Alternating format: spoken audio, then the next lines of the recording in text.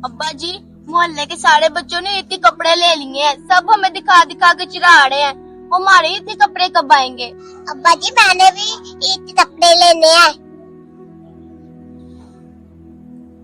बच्चों, तुम फिक्र मत करो, मैं काम की तलाश में जा रहा हूँ। इंशाल्लाह शाम को ना हम ईद के कपड़े लेने चलेंगे।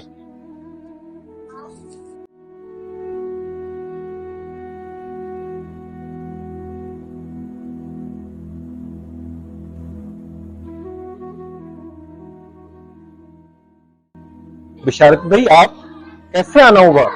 रजाक भाई, मैं सुबह से काम की तलाश में निकला हुआ था पर कोई काम नहीं मिला।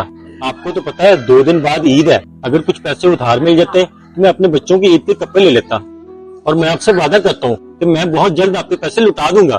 बिशारत भाई, मैं आपकी मदद जरूर करता, पर इस वक्त तो मेरे अपने हालात ठीक नहीं है। मुझसे कोई उम्मीद न रखिएगा।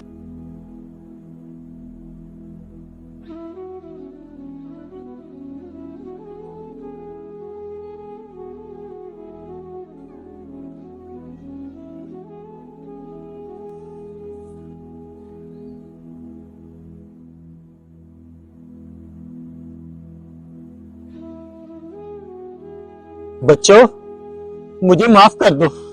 इस ईद पे मैं आप लोगों को कपड़े नहीं लेके दे सकूंगा। बाबा, अब हमें मत, हमें ईद के कपड़े नहीं चाहिए, हमें बस आप चाहिए।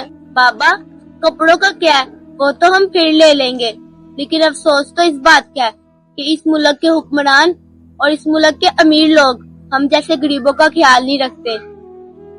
आज भी हमारे मुल्क में बहुत से गरीब लोग ईद की खुशियों से महरूम हैं।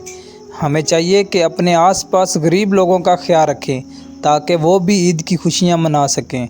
अगर आपको हमारी ये वीडियो अच्छी लगे तो सदका जारिया समझकर शेयर ज़रूर कीजिएगा।